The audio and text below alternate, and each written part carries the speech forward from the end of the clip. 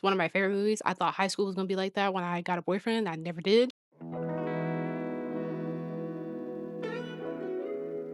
Hi guys, welcome back to my channel. If you're new here, my name is Nira. If you're not, my name is still Nira. But on this channel, we talk about books, read books, write books, rate books. We just do everything that's about books with a sprinkle of vlogging and other things that I take interest in. But today's video is going to be about March Madness, but with books. So if you don't know what March Madness is, it's basically all of the college basketball teams. They will start out with 16 teams. They'll all play each other. Then they'll go to 8. Then they'll go to the Final Four. And then you have the 2 teams that'll eventually play for the championship title. But I'm going to do that with books because why not? And it'd be fun to put books that I have that are like, ranked high on a list of my favorite books that I would reread, pick up again if I'm in a book slump. These are those 8 books that I would do. I didn't do 16 because that was too many and I couldn't remember how many books I've actually read. So, in books that I like love and then having to go out and buy them, that was just a lot that I didn't feel like doing. The winner of this whole thing really blew my mind because I didn't think that it would win because I thought another book was going to win. But we'll talk about that when we get there. But when I wrote the script out for this video, that is when I figured out that the book that I thought was going to win didn't win. But I'm going to list out all the books that will be participating in this March Madness. So we have Drunk on Love by Jasmine Guillory. We have The Many Dates of Indigo by Amber D. Samuel. We have By the Book by Jasmine Guillory. Party of Two by Jasmine Guillory. Everything Everything by Nicola Yoon. Only for the Week, Natasha Bishop. The Roommate Risk, Talia Hibbert. And The Wedding Crasher, Mia Sosa. So those are all of the books that will be participating in the March Madness that I love and I will read them again. These are books that I bought with my own money and have rented out at one point and now I, want to get them again. So the first round, I'm going to tell you the 2 things that I like about them, things I don't like about them, and then I'll tell you who the winner is. This is how this goes. The first set of books is By the Book and Many Dates of Indigo. So this is what By the Book looks like. This is what Many Dates of Indigo looks like. So starting with Many Dates of Indigo, it has the potential to win because the story had it draws you in by the fact that she's going on many dates. And when I read this book, I thought that she was going to be going on like speed dating or like Tinder dating. And that was not what happened in the book. I'm not going to spoil these books for you guys. So if you want to read them, you can. Just the book implies that she's going to be going on a lot of dates and she didn't. She did a lot of talking about going on dates, but she never actually went on the dates. She did, but not as many as I thought she was going to do. And it ended up being really easy to pick out who she was going to pick in the end. And that might be because, I can read between the lines. It's easy for me to pick up on stuff, especially when you read a lot of romance books. It can be really easy to figure out if they're going to be together or if they're not, just by the way the story is being written. And to me, I think that just really gave it away, just by the way she wrote the other love interest. Now we get to Buy the Book. It won. I'm telling you, it won basically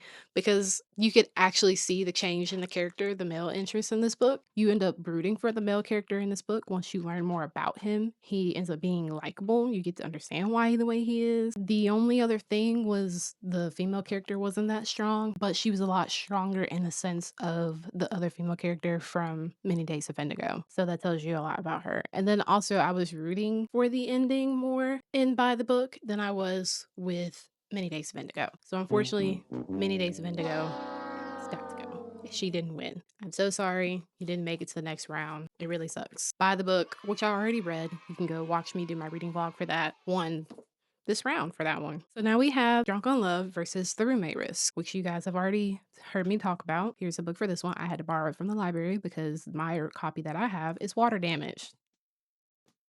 Don't you love that? Drunk on Love just had more of a drive in the book. Like you start off strong in the book and it never loses any of its momentum, I fear. And that can be really hard to do when you write romance books because there's only so much you can do with a trope. And all of these books have different tropes. There's only so much that you can do with them. And I feel like Jasmine Guillory did a really great job of it. You ended up rooting for the couple to get together and you got what you wanted in a way. Now, The Roommate Risk, it just relied on sex too much. Like even when you look at the cover of this book, it just heavily implies that there's just going to be a lot of spice, a lot of sex in it. And there wasn't a lot of character development. I didn't see the difference in our characters compared to Drunk on Love, which you did. And both books have spice in them. I want to specify that. I'm not saying that the spice in The Roommate Risk was bad. And I'm not saying that the spice in Drunk on Love was better than The Roommate Risk. They both have spice, but they have different levels of spice that represent the story. And unfortunately, Drunk on Love wins when's this round? It's just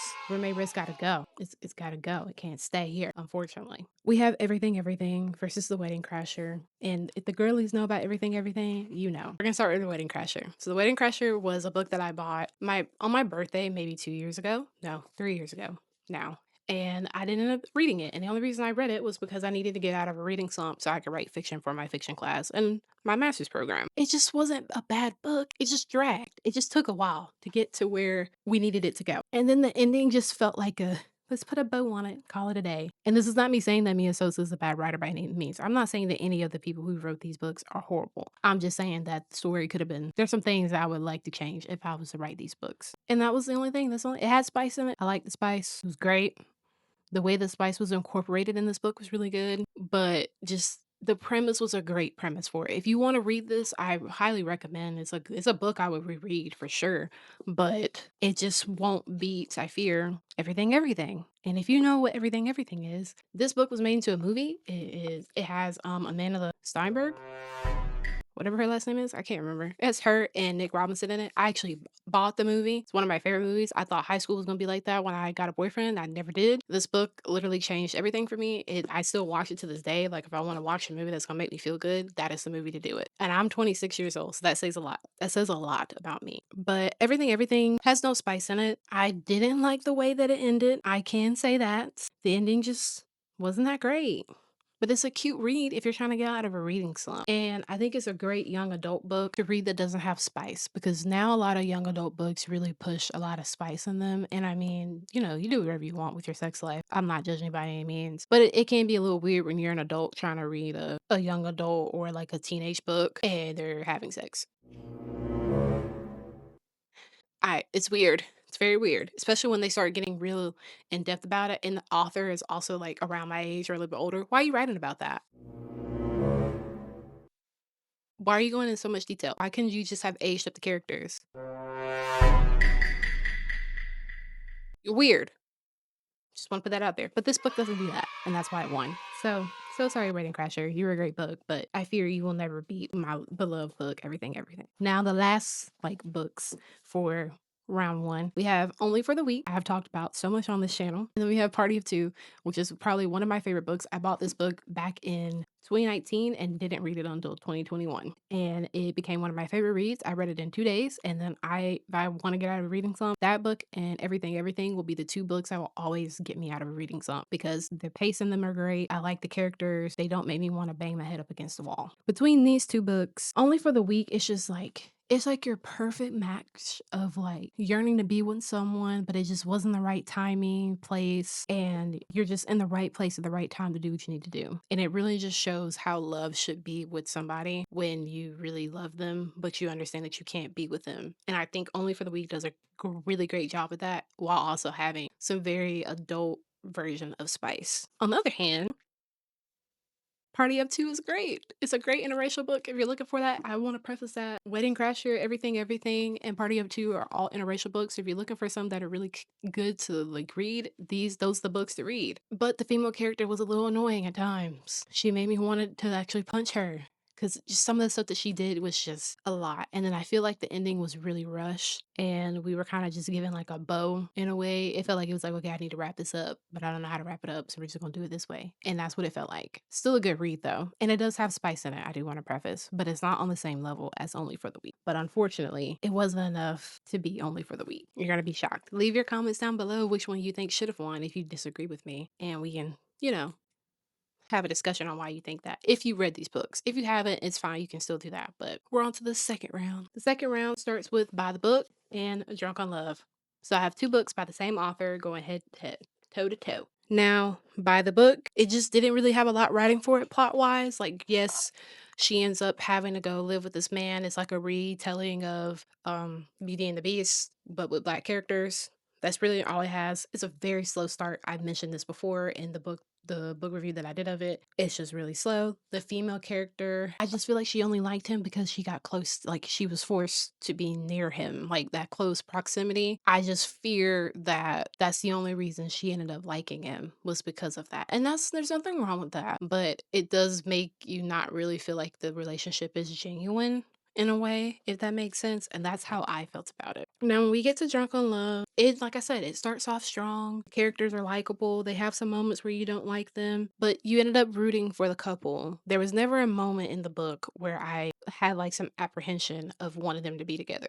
It was just very strong that I wanted them to the 2 characters to fall in love and, have their happy ending, and unfortunately, Drunk on Love wins here. And I can do a whole video on Jasmine Guillory books because there are a few other ones that I haven't read that I do want to read because I love her books. She's a great writer. She just writes good books, and I feel like people tend to forget about her because her books don't have a lot of spice, and I feel like that's okay if a book doesn't have spice. Sometimes you don't always need to read about sex. It's okay if you don't. It's okay if your book isn't tying somebody up to a wall or to a bed. You'll be all right. Now, the second one, when I did this, I felt so unfair because these books are on such opposite ends of the spectrum when it comes to what the books are about and what they entail. And that's Only for the Weak, Everything, Everything. Everything is a good book. It's good pace. The characters are likable. You want them to be together. I just didn't like the ending. When we get to the rising action, the climax of the book, it loses all of its momentum. It really does. And then it feels like it was just kind of like this wrap this thing up and get it done. And then the ending just didn't leave sense. It didn't make sense. And it just leaves you having a lot of questions because it ends like kind of on a cliffhanger and then we just never got anything else. And I don't like those books. I don't like those open-ended books, like romance books. Tell me what happens because you're not going to extend the story, especially if you know there's something to extend it with. Just end it on wrap it up. End it on like either a bad note or a good note or a somewhat good note or a somewhat bad note. Do something, but don't leave it as a cliffhanger because now you're just going to piss me off. But Only for the Weak, pacing's good, story's good. I love the storyline. It's unique, it's different. I've never read a storyline that was like that. Character was likable. It was a plus size female character, which you hardly ever see. And she was Black. To me, that's a plus plus. And granted, I am not a full figured woman by any means, but my mom is. And I love reading books that have plus size characters in them because it's just great to see something that's not the normal be showed and displayed in a book because you don't read a lot of books that talk about full figure women. So unfortunately, everything. You gotta go, girl. You gotta go. You're going in the pile of shame. But now that leaves us with these two lovely books right here. We have Only for the Weak and Drunk on Love. Now, I know you're like, well, what's gonna make them different? Blah blah blah blah blah blah. Why did you pick this one over the other one? Both had spice in them, both were written well, both had good pacing. But I fear when it comes to readability, the way it was written, how quickly it gets to the point, how quickly you get to the rising action, Only for the Weak wins. And I say that because they don't do a lot of back and forth. And if you watched my last video where I talked about the recaps of my February TBR, that is one of my biggest pet peeves. And this book does that. And it's not on the account of the romance, like the lover, the romance interest, him. I guess I don't know what word I'm trying to say here. It's not coming in my head. But he wasn't doing it. It's always the female character. It's always the female character just not knowing what she wants. And that's okay. I'm not expecting you to have everything figured out, but I can't do that back and forth stuff. I hate it. It grinds my gears truly. And that's why this book wins because it doesn't do that. It does everything that I quite literally would want in a book. Use your spice. It's good spice. Strong female character, strong romance interest, strong plot, strong setting, strong everything. Even the ending is good. Everything's good. You can't. It's a 5-star, automatic. And there are lots of people who don't like the book, and that's okay. You don't have to like everything, but just because I like it means that's all I need is for me to like it. Only for the Weak is our winner for my March Madness. So if you have a March Madness bracket that you would like, you can link it. Leave it down below, comment it down below. Let me know. I would love to know because then these are books I can add to my TBR. And I think this would be a really good trend that Book Talk and BookTube and Bookstagram can do is pitting books against each other and seeing which one they like the best. And it's not in a way to hate the author or hate the book. It's just talking about the book in a different way because you don't realize how much these books have in common until you read them. Because when I was going through and writing all the tropes out, I'm going to list to you all the tropes that are from these 8 books. We have One Night Stand, Close Proximity, and Secret Relationship, Friends to Lovers, Second Chance, Close Proximity, Enemies to Lovers, Secret Relationship, Slow Burn, Secret Relationship, Slow Burn, Close Proximity, seek relationship, friends with benefits, close proximity, friends to lovers, friends with benefits, close proximity, fake dating, slow burn, close proximity. They all have the same types of tropes. They all go hand in hand. And you don't realize that lots of times when you're reading books until you do something like this, where you end up kind of pinning books against each other and you realize that these books actually have a lot more in common than you think. And you also get an understanding of where authors get their inspiration from when they're reading other books, hence why writers only write when they read. And you can tell when a writer is actually reading books and consuming things to make their books good versus a writer that's just pushing something out simply because they want money. There's a difference. But I hope you guys enjoyed this video. I enjoyed literally writing the script for this. This was so much fun. I got to go down memory lane because a lot of these books I read when I was like 18, 19, 20, and I've read them again and now I'm 26. So if you like this video, please like, comment, and subscribe, and I'll see you guys in the next one. Don't forget to hit that bell notification button for notifications every single time I post, and all my socials linked down below. Love you guys. Choose happy, be happy, and I'll see you in the next one. Bye.